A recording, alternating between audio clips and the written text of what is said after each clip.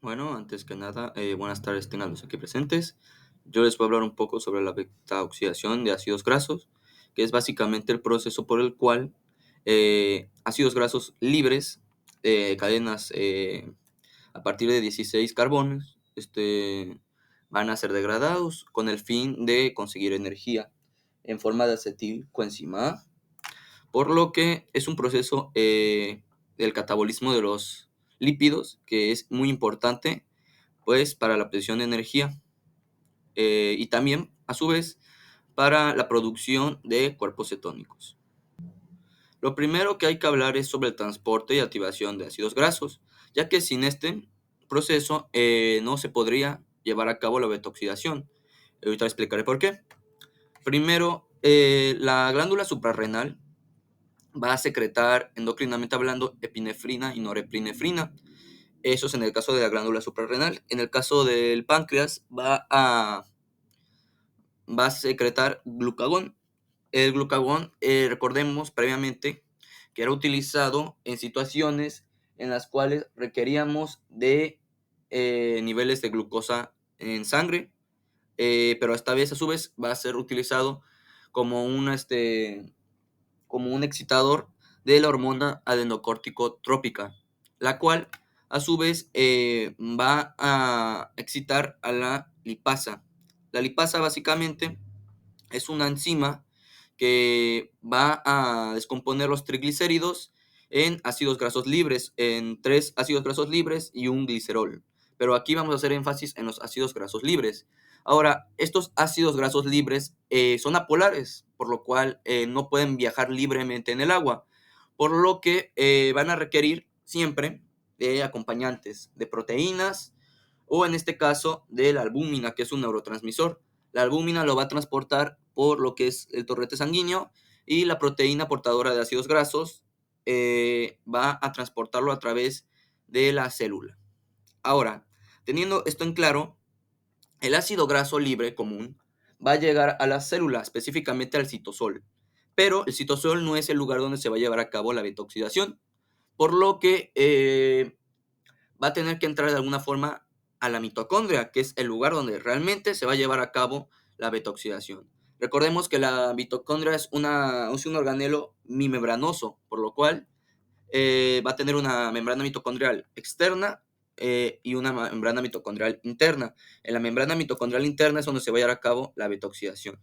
Entonces, el ácido graso libre tiene que pasar previamente por la membrana mitocondrial externa, por lo que va a tener que, de alguna forma,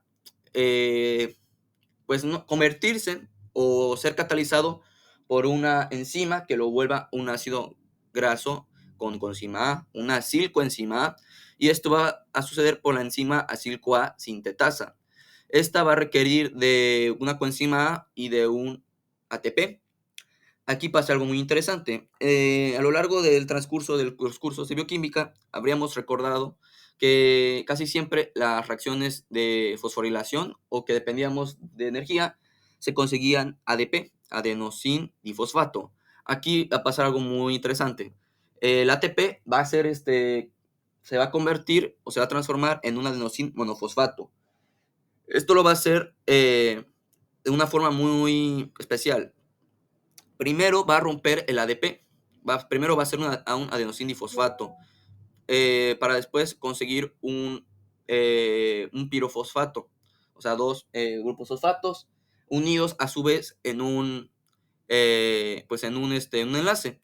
Entonces, esto va a su vez a ser catabolizado por otra enzima. Pero básicamente lo que quiero resaltar aquí es que el ATP va a, de alguna forma, perder dos cargas de energía y así formar nuestro acilcoenzima A, que ya puede viajar a lo que es la membrana mitocondrial externa y llegar al espacio perimembranoso. Ahora, la acil-CoA nuevamente va a tener que pasar por otra membrana, que es la membrana mitocondrial interna, porque recordemos que debajo de ella, en la mitocondria, se encuentra el proceso de beta-oxidación. Entonces, el acilcoenzima A formado básicamente tiene otro obstáculo, la membrana mitocondrial interna, por lo que va a tener que sufrir otra catalización, en este caso por la carnitina palmitoil transferasa 1. o también las tienen las siglas como CPT1. Al final, lo que son los aspectos clínicos, hay dos tipos de CPT, la 1 y la 2, las cuales están relacionadas individualmente por sus deficiencias. Pero bueno, dejando eso de lado, el acil-CoA va a reaccionar con esta enzima y va a formar la transferencia de la carnitina a la acilcoenzima A, por lo que este proceso libera la coenzima A y se forma la acilcarnitina. La acilcarnitina puede pasar hasta la membrana mitocondrial interna, ya está del otro lado, pero la acilcarnitina no puede hacer beta-oxidación. Lo hace únicamente el acilcoenzima A. Entonces, ¿qué va a pasar? Algo que se me olvidaba es que la carnitina, acilcarnitina translocasa es la enzima, este es el transportador básicamente. No hay ninguna reacción o no hay ninguna ganancia o una pérdida, simplemente es la translocación, el transporte como tal, sin ninguna pérdida. Entonces, la acilcarnitina, recordemos, había perdido la coenzima A por la carnitina palmitoil transferasa 1. Entonces, de alguna forma, tiene que recuperar el coenzima A. Entonces, llega a tallar la carnitina palmitoil transferasa 2. ¿Qué va a pasar? Libera la carnitina para que ésta vuelva a ser reutilizada por la carnitil palmitoil transferasa 1. A esto se le llama comúnmente como el ciclo de la carnitina, porque básicamente la utilizamos y la volvemos a reutilizar para la formación de la acilcarnitina. En este caso ya tenemos nuestro acilcoenzima A, que va a llegar de alguna forma a realizar su betoxidación de ácidos grasos.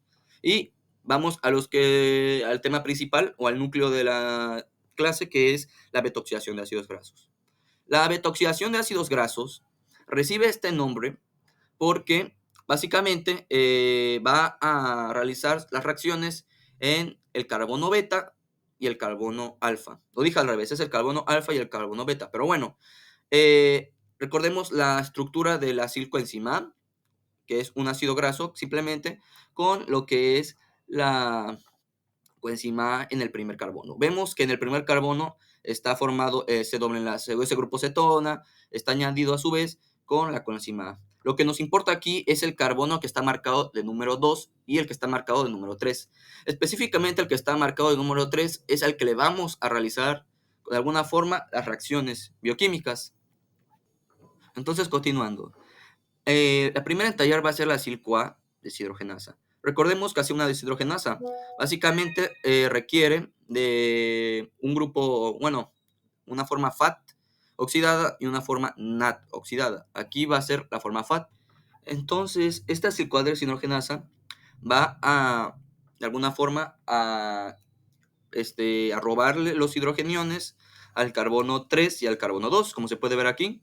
Le roba los hidrogeniones para formarlo en una forma de FAT reducido o FAT-H2. Entonces, entonces se robaron los dos hidrogeniones simplemente para formar un doble enlace en el carbono 3 y en el carbono 2. Por lo que nuestro compuesto ahora formado va a ser un delta 2 delta 2 transenoil coenzima A. Delta 2 porque está en el carbono 2, 3 y enoil porque recordemos en la bioquímica orgánica, en la química orgánica, que todo aquello que tenía el sufijo eno era doble enlace. Entonces, básicamente, es un delta 2 transenoil coenzima A. Ok, pasamos a la segunda reacción. Este delta 2 transenoil coenzima A va a pasar por una hidratasa. Básicamente, le va a agregar una molécula de agua. Lo va a repartir de la siguiente forma. En el carbono 3 le reparte la molécula de oxígeno y de agua para formar un grupo hidroxilo. Y básicamente le regaló un hidrógeno al carbono 2 para que forme un enlace saturado. Entonces, si agregamos un grupo hidroxilo al carbono 3, la molécula cambia y se va a llamar hidroxiacil coenzima. No está tan difícil si le buscas la forma tanto a la enzima como al compuesto. Pues básicamente recibe el nombre algunas veces de su grupo su grupo funcional. En este caso hablábamos de un grupo hidroxilo que fue catalizado por una hidratasa. Entonces va a recibir el nombre de un hidroxiacil coenzima A. Pasamos al paso 3. Este hidroxiacil coenzima A nuevamente requerimos de una deshidrogenasa. Entonces, va a haber otro robo de hidrogeniones, de dos hidrogeniones. En este caso, el robo fue dado al grupo hidroxilo, podemos ver, al grupo funcional, y nos formó un grupo cetona en el carbono 3. A su vez, también ocasionó que el CH2, bueno, no, perdón, al CH2, bueno, al CH normal del carbono 3, pues se le quitó ese grupo también, se le quitó ese hidrogenión. Entonces, básicamente, el perjudicado fue el carbono 3 en su grupo funcional hidroxilo y en el propio carbono. Entonces, ¿cómo se va a llamar el compuesto? Les platicaba previamente que recibía el nombre según su grupo funcional. Pasó de un hidroxilo, de un grupo funcional hidroxilo a una acetona. Entonces se va a llamar cetoacil coenzima A. Y por último, la tiolasa va a catalizar una reacción importante. Una reacción muy inteligente desde un punto de vista. Lo que hace el metabolismo del cuerpo es que es muy listo a la hora de sus reacciones bioquímicas. Porque si no realizara previamente esto, podría cortar la tiolasa, así, sin ninguna reacción, fácilmente, y pues liberar nuestro acetilcoenzima A. Pero ¿qué va a pasar? Nuestro carbono, pues no va a haber, no está preparado nuestro carbono, el carbono, el tercer carbono no está preparado. Entonces, básicamente, no habría vuelta atrás y se libera un ácido graso libre. Pero ¿qué es lo que realmente hace la betoxidación? ¿Por qué demonios le va a hacer va a reaccionar solamente con un carbono, que es el carbono beta? Lo que hace el cuerpo, básicamente, es prepararlo al carbono beta para que la tiolasa sí corte, porque lo tiene que cortar y liberar nuestro acetilcoenzima A, pero no hay pérdida, porque simplemente va a agregar la coenzima A al carbono beta. Y básicamente, ¿qué va a pasar? Rompió la acetilcoenzima A, lo liberó, o sea, perdimos dos carbonos y nuestra molécula simplemente sigue siendo la del inicio, solamente que perdió dos carbonos. Entonces, básicamente la betoxidación es una forma de sacarle energía a un ácido graso de cadenas, bueno, el máximo es 16 carbonos. Es regradarlo hasta el punto en el que no haya ningún ácido graso. Básicamente estamos exprimiendo energía, por eso es una vía metabólica muy importante en la obtención de energía, porque la cantidad de energía, ya lo van a comprobar, pero es enorme. Esto pasaría en un ácido graso par, en un ácido graso sencillo, que no tiene ni un enlace saturado ni un insaturado. Pero ¿qué es lo que va a pasar? ¿Qué pasaría si no sé, un carbono par, se me ocurre, tiene un doble enlace? Ahí pasa algo muy interesante. ¿Qué va a pasar? Bueno, la betoxidación va a seguir, porque recordemos que va a depender el doble enlace. Supongamos que el carbono que tiene doble enlace es en el carbono 4, carbono 5. Entonces, ¿qué es lo que va a pasar? Bueno, al tener un doble enlace previamente formado que interfiere con nuestro carbono alfa y nuestro carbono beta, en este caso tendría el doble enlace en el carbono beta gamma, va a pasar algo muy interesante. El doble enlace ya formado se lo va a ahorrar de alguna forma la enzima va a decir, ya tengo un doble enlace formado originalmente, ¿para qué formar otro? Entonces la acetil-CoA deshidrogenasa no participa, queda inhibida y por ende perdemos la oportunidad de ganar FATH 1.5 ATP. Entonces, ¿qué va a pasar? Llega a tallar una enzima especial, que es la enoilcoenzima isomerasa, que básicamente dice, aquí hay un doble enlace, pero yo lo quiero, hay un doble enlace en el carbono beta gamma, pero yo lo quiero en el doble enlace en el carbono alfa beta. Simplemente lo cambia de lugar y se acabó. Entonces, básicamente cambió el doble enlace de posición y nuestra molécula sigue siendo un delta transenoil coenzima A y puede seguir y seguir normalmente. Eso sería en el carbono par. ¿Qué pasaría en un carbono impar? Bueno, aquí va a pasar algo. La enzima que va a ser, que va a ser de alguna forma perjudicada, va a ser nuestra delta 2 enoilcoenzima hidratasa, que era la que agregaba ese grupo hidroxilo. Entonces, aquí no vamos a poder realizar ninguna isomerización.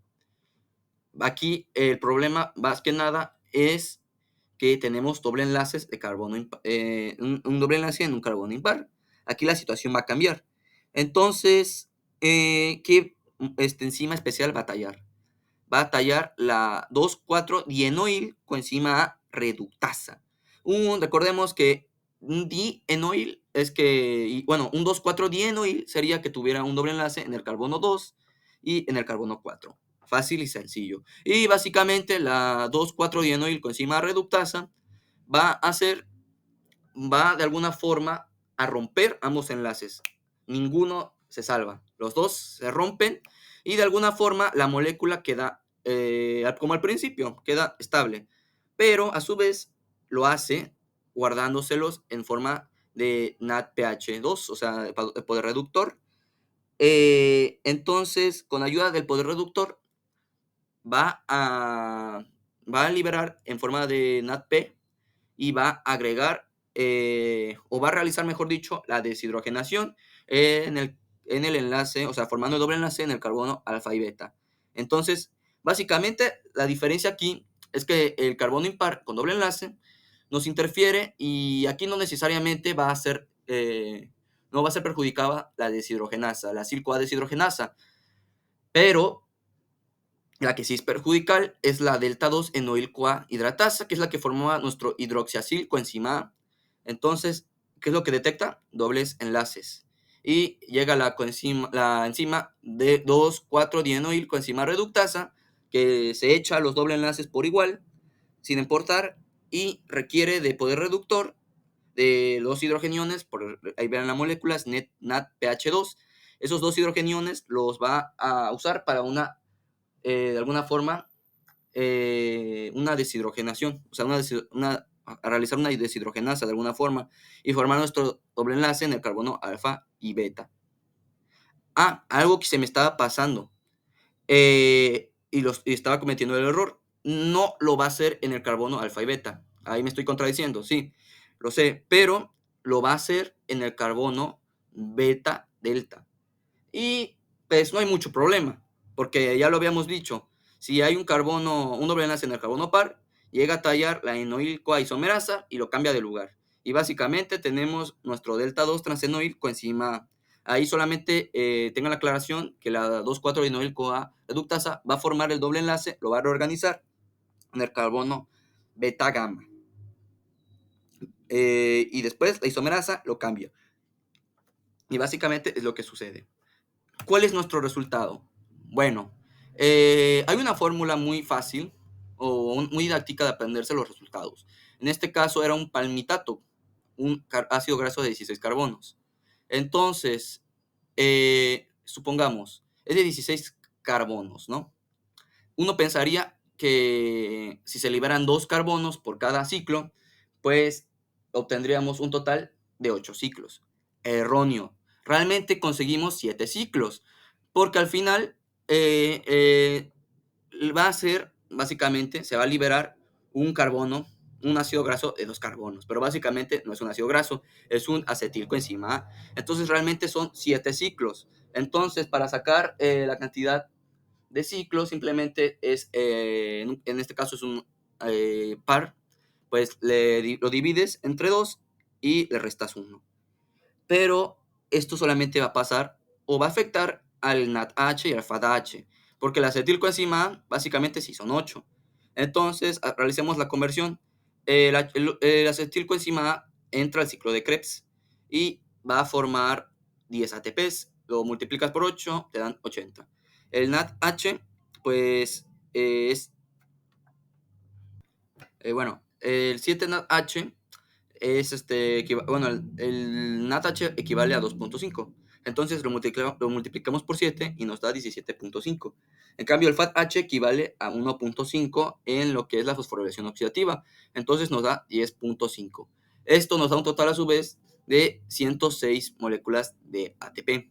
solamente de un palmitato. Por lo que podemos observar es que la cantidad de energía es masiva, es mucha la cantidad de energía. Y aquí podemos ver otros ácidos grasos. El ácido esteárico tiene una cantidad de 120 de ATP, el ácido palmitoleico nos da una cantidad de 104.5 y así sucesivamente. Entonces, básicamente, esto es nuestra beta-oxidación. La degradación de un ácido graso de cadenas a partir máximo de 16 carbonos. ¿Por qué? Porque después de carbonos de cadenas muy largas, por ejemplo, los esfingolípidos son claramente unos ácidos grasos de cadenas muy largas, van a irse a tejidos. Entonces, de alguna forma, el cuerpo va a eliminarlos, pero no va a conseguir energía, los va a degradar. Entonces, el organelo no va a ser la mitocondria, porque no va a ganar energía. Van a ser los peroxisomas. Y, por ejemplo, ¿por qué es importante? Porque existen enfermedades causadas por el almacenamiento de lípidos de cadena muy larga. Una de ellas, a lo mejor pues no es muy común, pero existe, que es la adrenoleucodistrofia, que es la acumulación de ácidos grasos de cadena muy larga tejidos, entre ellos el cerebro. Y básicamente es una enfermedad desmilizante. Pero bueno, eso es tema de otra clase. Y pues eso sería todo. Espero que tengan un excelente día y suerte en su examen.